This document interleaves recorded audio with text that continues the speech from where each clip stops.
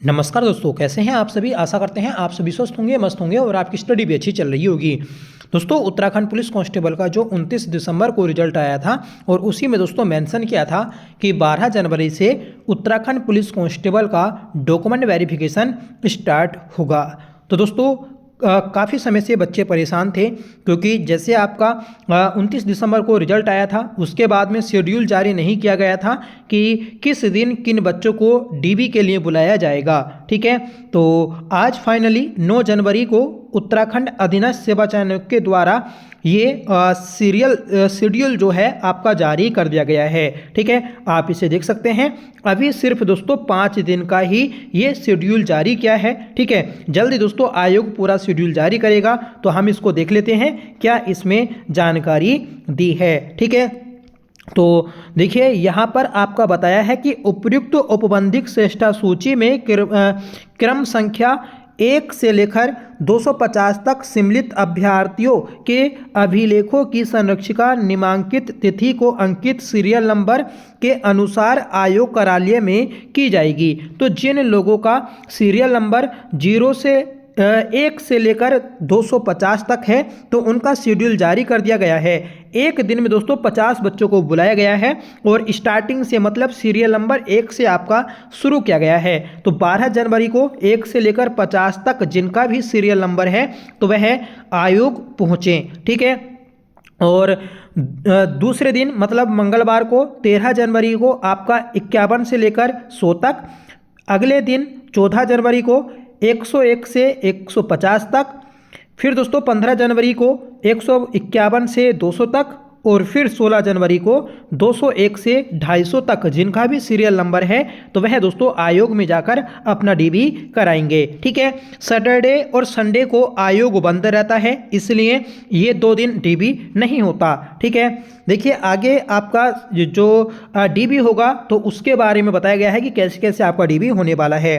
तो जारी औपबंधिक श्रेष्ठता सूची के अनुसार अभिलेखों की संरक्षिका की नियत तिथि को अभ्यर्थी द्वारा अपने समस्त मूल अभिलेखों सहित जो अभ्यर्थी के द्वारा विज्ञापित पद हेतु निर्धारित शैक्षिक अर्हता के अनुरूप आवेदन पत्र में शैक्षिक एवं प्रशिक्षण अर्हता व अन्य प्रमाण पत्र अंकित किए गए की स्वप्रमाणित 2 प्रतियां अलग अलग व 6 पासपोर्ट आकार के फोटोग्राफ के साथ निर्धारित तिथि को 9:30 बजे आयोग कार्यालय में उपस्थित होना सुनिश्चित करें। ठीक है, तो यहाँ पर बोला है कि जब आपने फॉर्म ऑनलाइन कराया था उसमें जो भी आपने डॉक्यूमेंट्स लगाए थे, तो उन सभी डॉक्यूमेंट्स की मूल प्रतियां और दोस्तों फोटोकॉपी लेकर पहुँचें। ठीक है, और 2 दोस्तों फोटोकॉपी आपको बनानी है, मतलब 2 सेट आपको बनाने होंगे, जैसे मैंने आपको डीबी प्रोसेस के बारे में बताया था। ठीक है, 2 सेट आपको बनाने होंगे और उसमें सभी डॉक्यूमेंट्स आपको लगाने होंगे। ठीक है, आयोग में आपको 9:30 बजे पहुँच जाना होगा। अभ्यर्थी के द्वारा ऑनलाइन वरीयता प्रीफ्रेंस भरना अनिवार्य है। देखिए, जब आयोग की वेबसाइट पर जाएंगे तो आपको वहां पर विंडो मिल जाएगी और वहां पर आप ऑनलाइन अपना प्रीफ्रेंस भर सकते हैं। क्या आपको सिविल चाहिए, या फिर दोस्तों आपको पीएससी चाहिए, या फिर दोस्तों आईआरबी चाहिए। ठीक है, ऑनलाइन विकल्प भरने हेतु यूजर आईडी, अभ्यर्थी का अनुक्रमांक एवं पासपोर्ट जन्म तिथि होगी। मतलब जो यूजर आईडी होगी तो वह आपका रोल नंबर और पासपोर्ट दोस्तों आपका होगा जन्म तिथि। ऑनलाइन भरे गए विकल्पों को सबमिट करने के बाद 2 प्रतियों में प्रिंट निकालना है। ठीक है, जब आप उसे भर देंगे, प्रीफ्रेंस को भर देंगे, उसे सेव करके दोस्तों अपलोड कर देंगे, तो उसके बाद में आपको उसका प्रिंट निकालना होगा और 2 आपको उसके प्रिंट निकालने होंगे। जो 2 सेट आपको बनाने हैं तो वो उन दोनों सेट में एक आपको उसकी प्रतियां लगानी होंगी। ठीक है, जिनको प्रति हस्ताक्षर सहित अपने अभिलेख संरक्षिका की तिथि को आयोग को उपलब्ध कराना अनिवार्य है।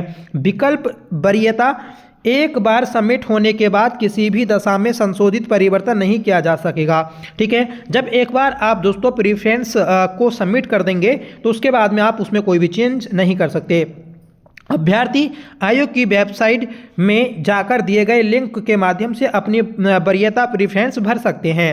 अभिलेख संरक्षिका के पूर्व अभ्यर्थी की बायोमेट्रिक उपस्थिति भी आयोग कार्यालय में की जाएगी। जब दोस्तों आप आयोग में जाएंगे अंदर, ठीक है, तो जब आपका नंबर आएगा डीबी के लिए तो उस टाइम आपकी वहाँ पर बायोमेट्रिक भी होगी। ठीक है, ध्यान दें कि शैक्षिक योग्यता के अंतर्गत अभ्यर्थी शैक्षिक योग्यता के संबंध में अंक तालिकाएं, प्रमाण पत्र एवं स्थायी निवास आदि संबंधी प्रमाण पत्रों के मूल अभिलेखों सहित नियत तिथि को उपस्थित होना अनिवार्य है।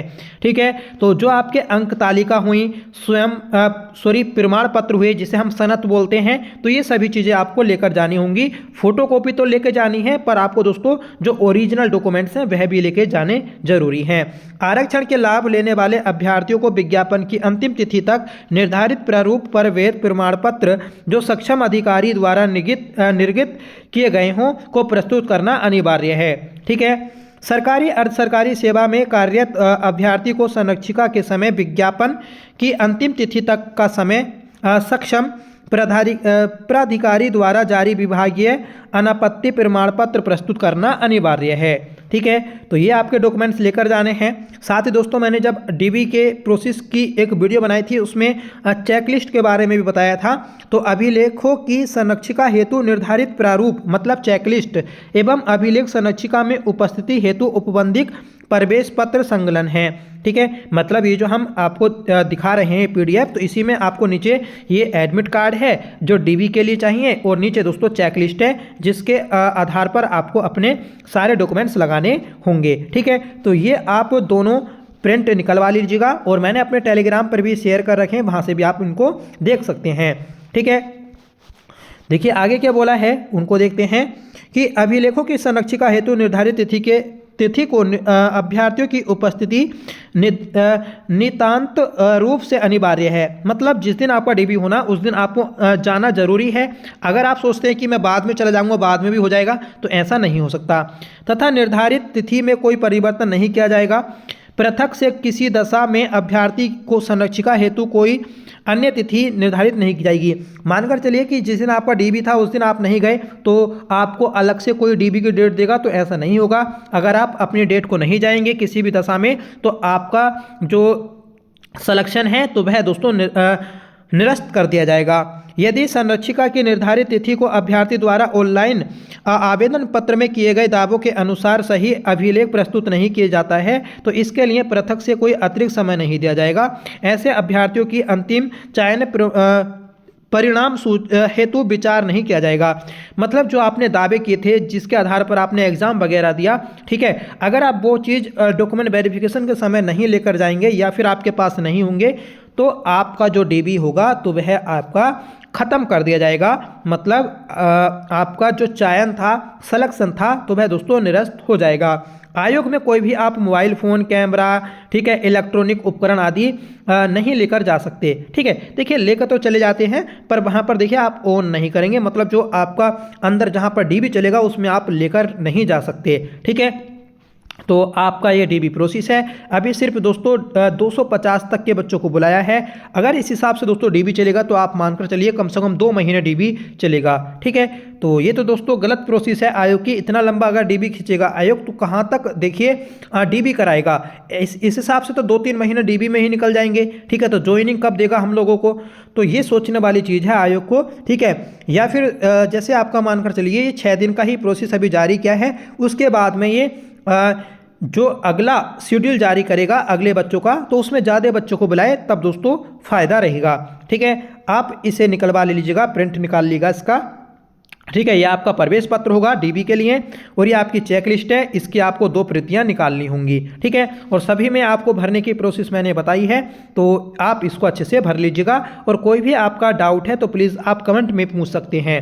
ठीक है, तो मैं पहले ही आपको बता रहा था कि जैसे हाई कोर्ट में केस भी चल रहा है हमारी इस भर्ती के ऊपर, तो देखिए इसमें कुछ भी प्रोसेस नहीं रुकेगी।